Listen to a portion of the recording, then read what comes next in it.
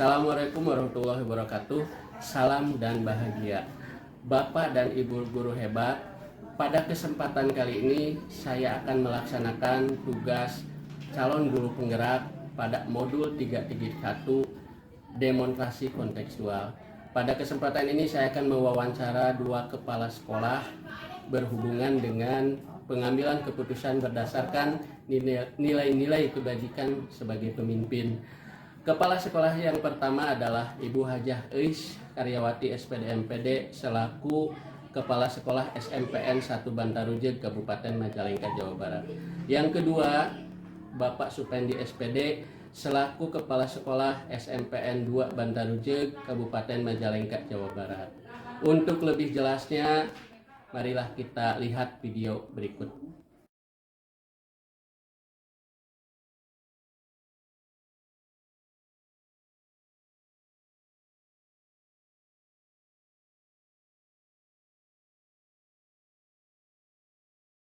Waalaikumsalam warahmatullahi wabarakatuh. Sehat, Bu? Alhamdulillahirabbil alamin. Silakan duduk. Ya, terima kasih, Bu.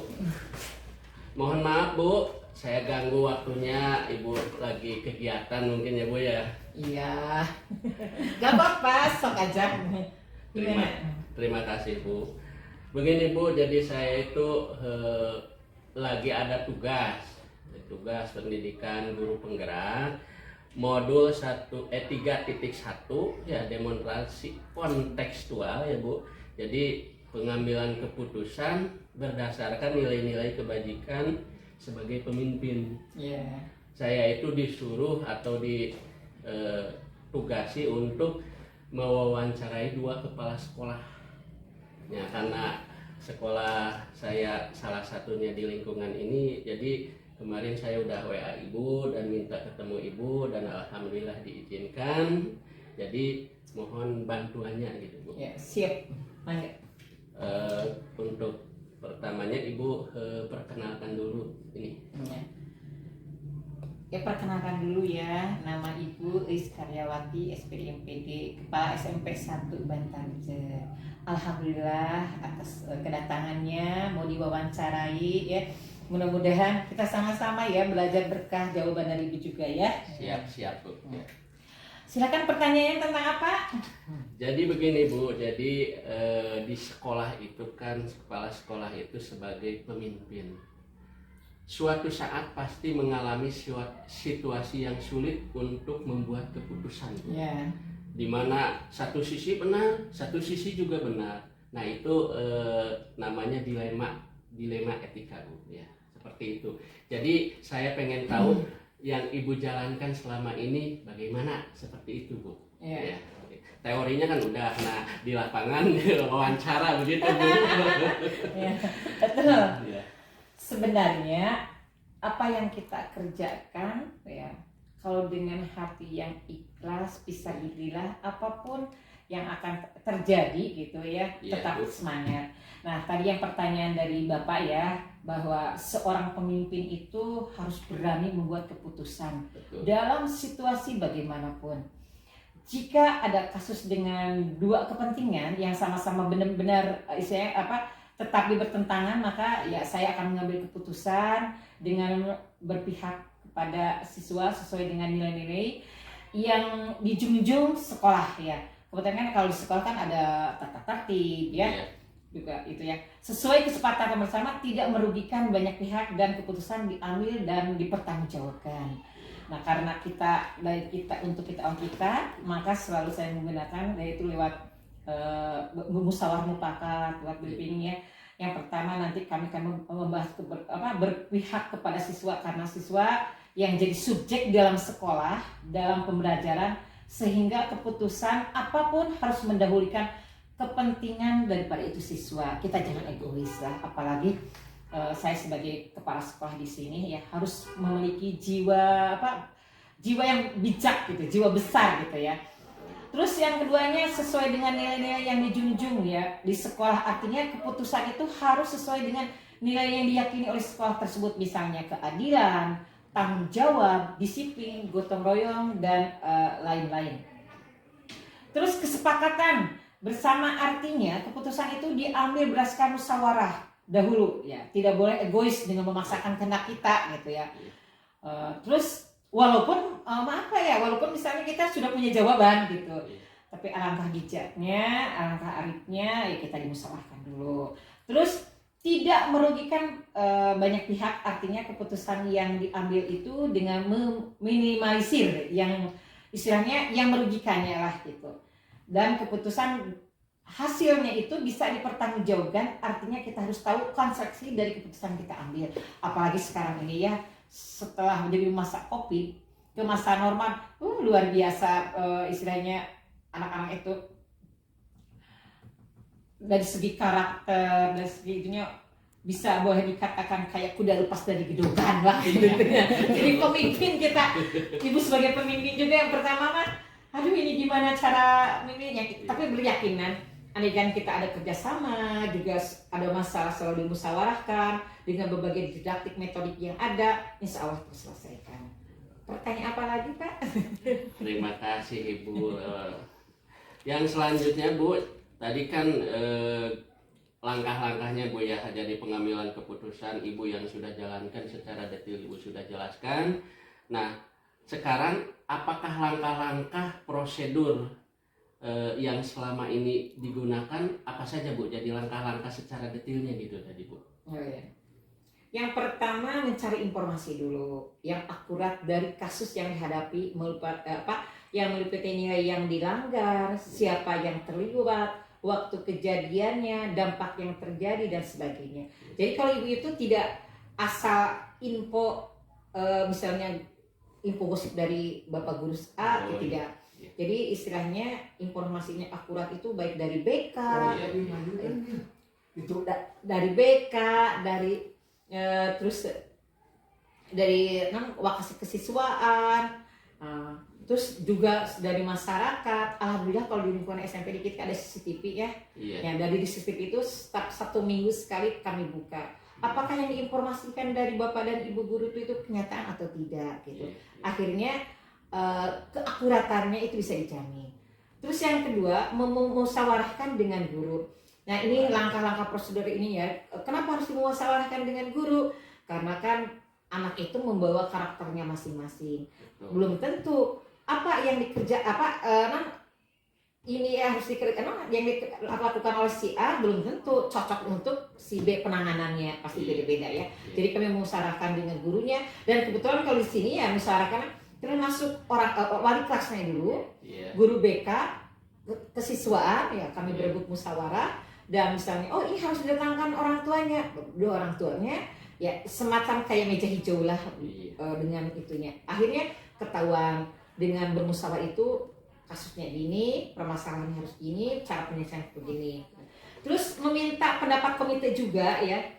Dalam hal ini misalnya kalau ada permasalahan yang di luar batas lah gitu, terus minta pendapat dari komite, pengawas pembina, dan dinas pendidikan.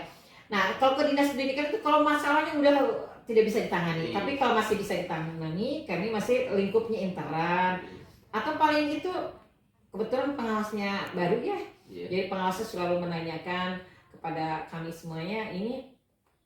Siswa istilahnya yang selalu membuat keonaran, siswa yang kalau yang baik-baik mah selalu ditanyakan gitu, yang selalu melanggar tata tertib dan sebagainya. Terus terakhir langkah-langkah itu dasar pengambilan keputusan, yaitu selalu beraturan, toleransi dan hasil akhirnya itu ya. Seperti itu Pak. Terima kasih Ibu sudah menjelaskan secara detail. Jadi tadi disebutkan, jadi ada yang hasil akhir, ada yang berdasarkan peraturan, ada yang juga rasa kasihan atau toleransi, dan saya dengar tadi ada kolaborasi antara guru, pengawas, dan dinas pendidikan kalau sudah tidak bisa diselesaikan ya. Terima kasih Bu. Nah selama ini yang Ibu anggap efektif gitu Bu, dalam pengambilan kasus-kasus tersebut, terutama dilema etika, apa saja gitu yang dianggap efektifnya seperti itu Bu? Ya dengan cara bermusyawarah sih sebenarnya. Kalau bermusyawarah mah apapun keputusannya berarti apapun nanti ada konsekuensinya itu berarti tanggung jawab bersama gitu. Sebenarnya sangat dilema sekali ya, apalagi kalau misalnya yang kena kasus itu anak si A ya, Iya. anak si A ini dulunya bapak guru ini, ataupun ini anak pejabat ini gitu ya. Iya. Jadi kan kalau tapi dengan cara kan istilahnya bermusyawarah, ya akhirnya kita tenang aja. Ini kan hasil bersama gitu untuk kebaikan gitu ya. Hasil akhirnya juga tapi biasanya ya kalau untuk penyelesaian suatu kasus itu yang dilematis gitu ya, Iya. kita selalu mempertimbangkan hati, rasa juga Oh, iya. itu tidak asal itu nanti kan beracara akhirnya gimana, terus Iya. rasa nanti efeknya ini anak-anak kalau temennya atau saudaranya atau itunya tahu gimana, jadi rasa kasihan atau itu selalu kami juga utama kalau pikir-pikir ya penilaian. Kadang kita itu subjektif lah, tidak terlalu objektif banget gitu kalau dalam penyelesaian suatu kasus gitu. Tapi alhamdulillah ya selama ini emang kasus-kasus apalagi kalau di sini di SMP 1 Bantarja gitu kasusnya hanya sebatas kenakalan remaja itu bolos. Oh, iya. Ataupun kalau sama teman nanti dibully kayak gitu. Kalau seperti narkoba, seksual tidak ada. Naudzubillah tidak ada seperti itu. Cuman kasus ringan gitu ya. Alhamdulillah kalau begitu Bu, mudah-mudahan nggak aman ya Bu ya. Iya. Nah selanjutnya Bu, tadi kan sudah yang anggap Ibu efektif gitu ya. Nah sekarang hal apa saja yang selama ini merupakan tantangan. Jadi tantangan dalam mengambil keputusan dalam kasus dilema etika gitu Bu. Jadi tantangan buat Ibu di sekolah ini yang selama ini dijalankan, coba gitu berbagi gitu tantangannya gimana gitu Bu. Dalam pengambilan keputusan itu selain dengan melaksanakan musyawarah, jadi kami mempertimbangkannya itu tidak boleh merugikan siswa demi masa depannya lah. Jadi karena kami mengutamakan berpihak kepada siswa.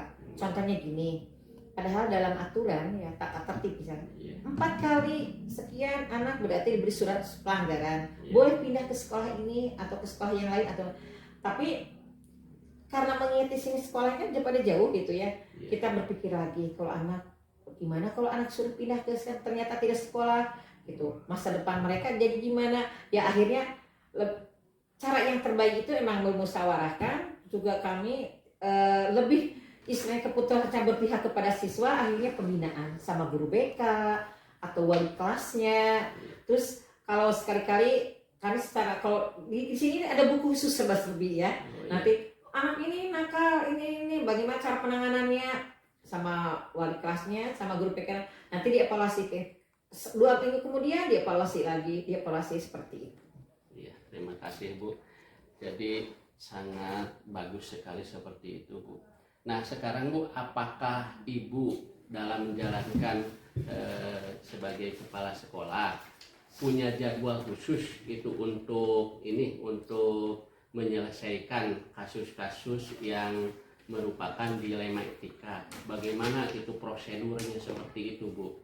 Jadi apakah ada jadwal khusus atau bagaimana lah seperti itu Bu? Biasanya gini, BK dengan kesiswaan itu ya 1 minggu sekali itu kami briefing. Nah 1 minggu sekali kasusnya apa, pemecahannya gimana. Nah nanti kita tentukan kasus dilema etika-nya gitu ya. 1 minggu itu 1 minggu sekali. Terus setelah kasus itu ditemukan, kami mencari informasi dari berbagai pihak yang terlibat, misalnya dari temannya, atau teman sekampungnya, teman satu bangkunya, ataupun lebih itunya juga akuratnya ke orang tuanya. Kalau misalnya anak itu dari rumah datang ke sekolah, ternyata di sekolahnya tidak ada, seperti itu kan ya. Terus, nah kalau udah gitu, baru semuanya sudah terkumpul data-datanya, baru memusyawarahkan dengan guru dan mencari jalan solusi utamanya untuk pemecahannya dan alternatifnya gimana sehingga tidak merugikan bagi siswa juga tidak merugikan bagi kami sekolah. Terus misalnya kalau kasus ini tidak istilahnya tidak bisa terpecahkan, baru kami mendatangkan komite pengawas pembina, diajarkan musyawarah Kalau masih tetap tidak bisa berusaha, kami datang, kami laporan kepada dinas pendidikan bahwa ini kasusnya ini. Tapi selama ini mah belum lah, hanya baru sebatas komite sama pengawas pembina. Terus selain kita istilahnya melihat dampak daripada keputusan kita untuk anaknya ke depannya gimana, juga nama baik alma mater sekolah ini gimana, akhirnya kami tetap menggunakan istilahnya RHS, rahasia tersebut interan. Begitu Pak ya. Iya. Terima kasih Bu. Nah selanjutnya dalam mengambil keputusan itu, apakah ada seseorang yang membantu Ibu gitu? Seseorang itu tadi kan bisa saja guru atau yang dituakan oleh Ibu gitu, yang membantu dalam memecahkan pemecahan masalah yang kasus-kasus dilema etika itu, ada nggak? Ya ada sih, karena yang ibarat ini, kelas itu maju tergantung kepada gurunya, sekolah maju tergantung kepada sekolahnya. Jadi kalaupun ada permasalahan ataupun dilema, berarti ya saya selalu berkonsentrasi paling selalu kepada ibunya. Siapa ibunya? Wali kelas ya.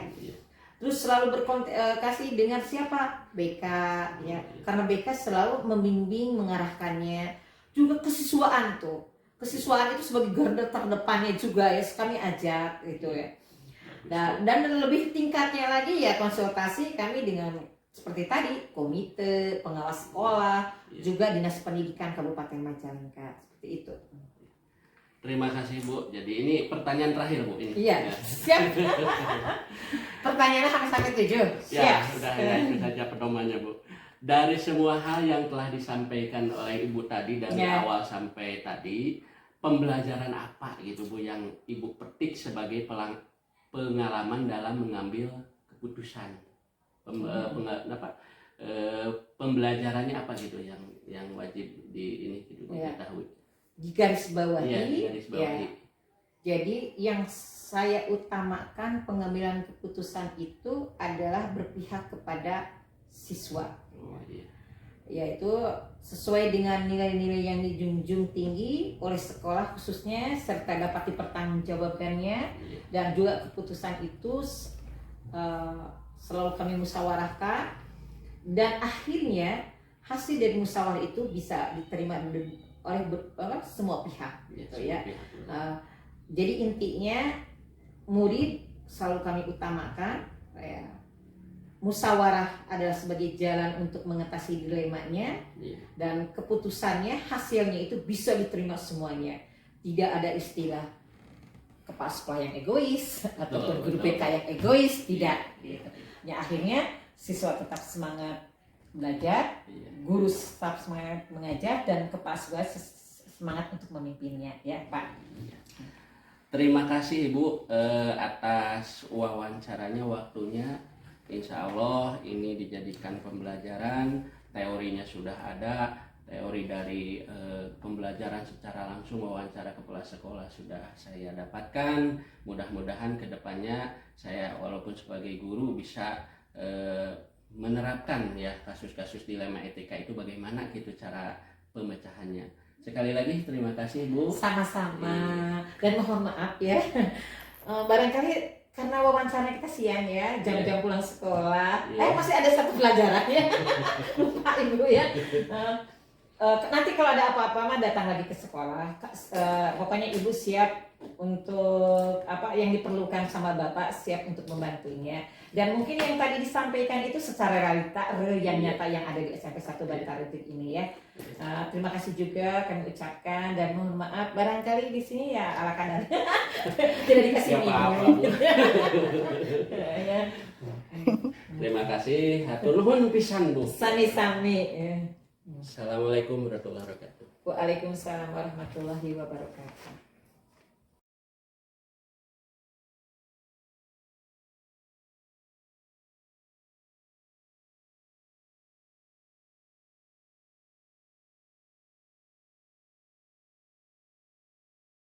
Assalamualaikum Pak. Waalaikumsalam.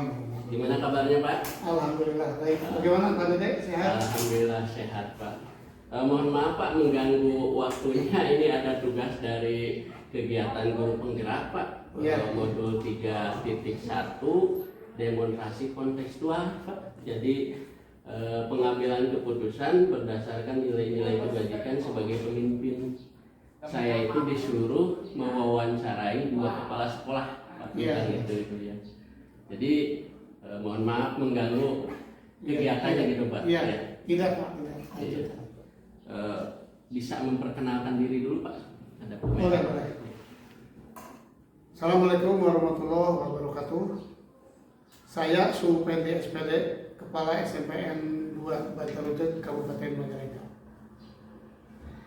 Terima kasih Pak. Langsung saja Pak ya, Ya.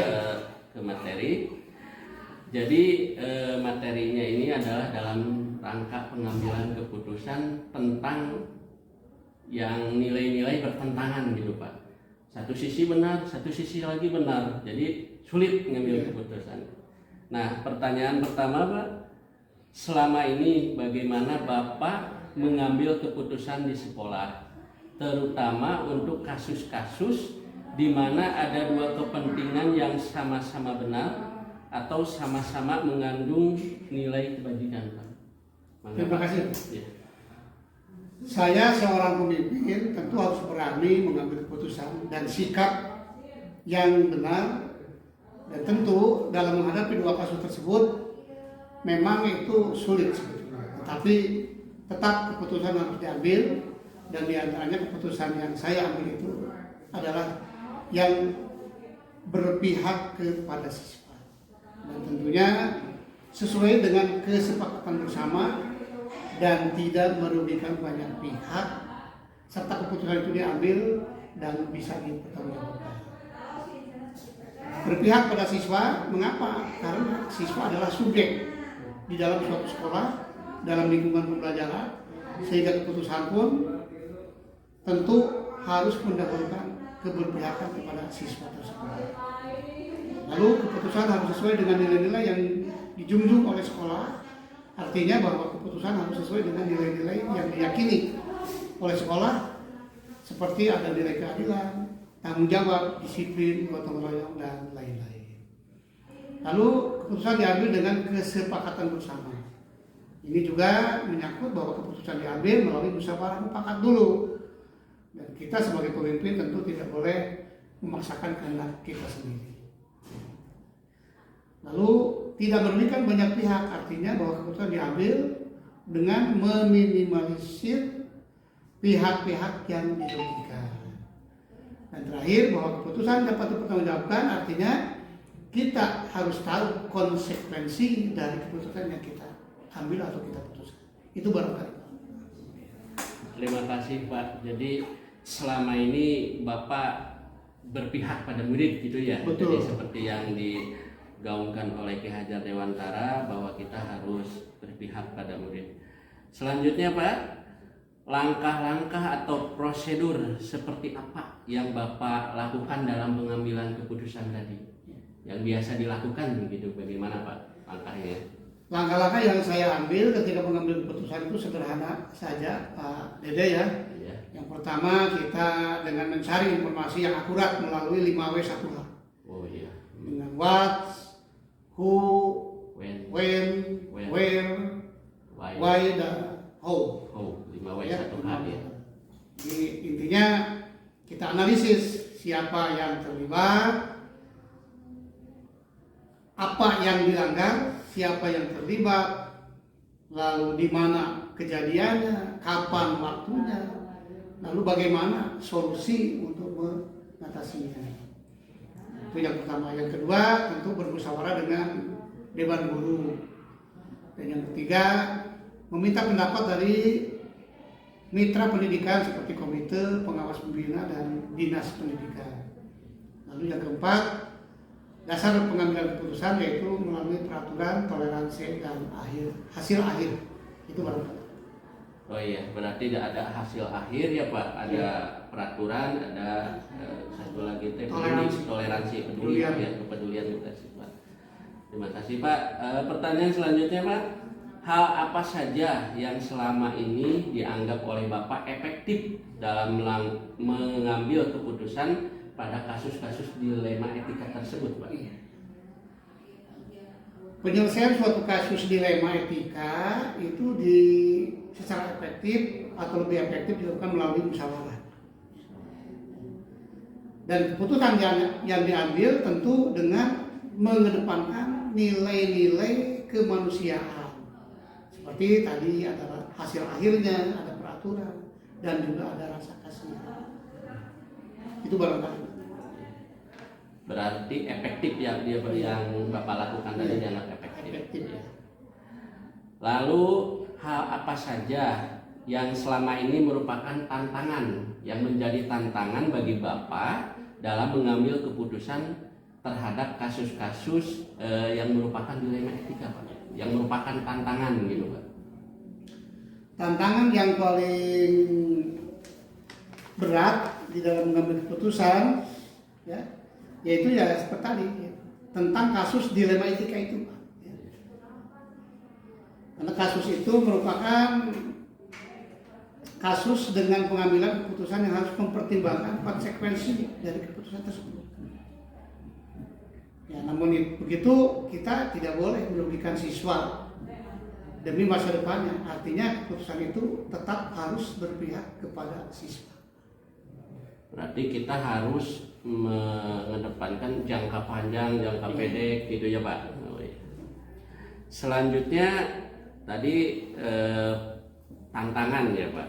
Nah, sekarang apakah Bapak dalam menyelesaikan kasus yang dilema etika tersebut memiliki jadwal khusus tentang dilema etika? Bagaimana menyelesaikannya, bentuk atau prosedurnya gimana yang sudah Bapak laksanakan seperti itu, Pak? Baik, untuk ini ya prosedur dalam penyelesaian kasus dilema etika yang saya lakukan, ya. Di antaranya adalah dengan pertama menentukan kasus dilema etika. Kasusnya. Yang ditentukan dulu kasusnya.